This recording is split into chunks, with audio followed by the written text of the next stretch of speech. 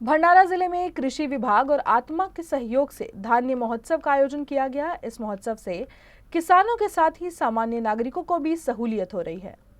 इस महोत्सव में चावल, दालें, गेहूं, ज्वार, बाजरा, दूध और दूध उत्पादों के साथ साथ कृषि आधारित प्रसंस्कृत खाद्य पदार्थ जैसे पापड़, अचार, जैविक रूप से उत्पादित फल और सब्जियां भी प्रदर्शित की जाती हैं।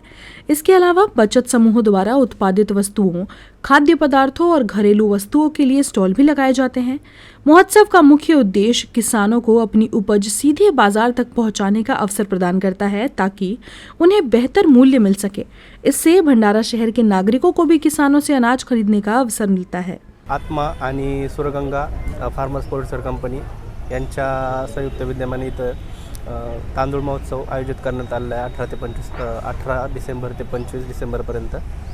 तर हा जो महोत्सव आहे याच्यामध्ये जवळजवळ 40 स्टॉल आहेत आणि हे जे स्टॉल जे आहेत ते बऱ्यापैकी सगळे आपले बचत गट किंवा असे जे काही ग्रामोद्योग वगैरे आहेत त्यांचे आहेत। शहरातून बऱ्यापैकी चांगला रिस्पॉन्स या ठिकाणी भेटत आहे। तर आणि आम्ही कृषी विभाग जो आहे तो पण इथं शेतकऱ्यांना मार्गदर्शन करण्याचं काम करत आहे। यात क्षेत्रीय स्तरावर जी उत्पादनं आहेत ती शहरातील लोकांना उपलब्ध व्हावी हा मूळ उद्देश ठेवून चांगल्या प्रतीची दर्जेदार उत्पादनं तसेच धान्य व तांदूळ इथे विक्रीस उपलब्ध आहे आणि इथे चांगल्या प्रकारचा सर्व शहरी लोकांचा रिस्पॉन्स इथे मिळत आहे आणि चांगली आर्थिक उलाढालही या महोत्सवाच्या माध्यमातून होत आहे।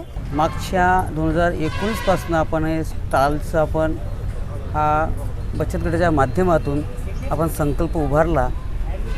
सर्वात प्रथम नागपूर प्रशासकीय बिल्डिंगच्या ठिकाणी आपण 10 स्टॉलपासून सुरुवात केली आणि नंतर 2020, 2021 आणि 2022 3 वर्ष लगातार भंडारा आणि नागपूर या ठिकाणी आपण हा तांदूळ व धान्य महोत्सवाचं आपण आयोजन केलं। काय प्रतिसाद मिळते नागरिकांकडून दरवर्षी आम्हाला जो या ठिकाणी येणारा प्रतिसाद आहे मागच्या वर्षी म्हणजे 2022 पेक्षा यावर्षी जास्त नागरिक या ठिकाणी खरेदी करण्याकरिता येतात।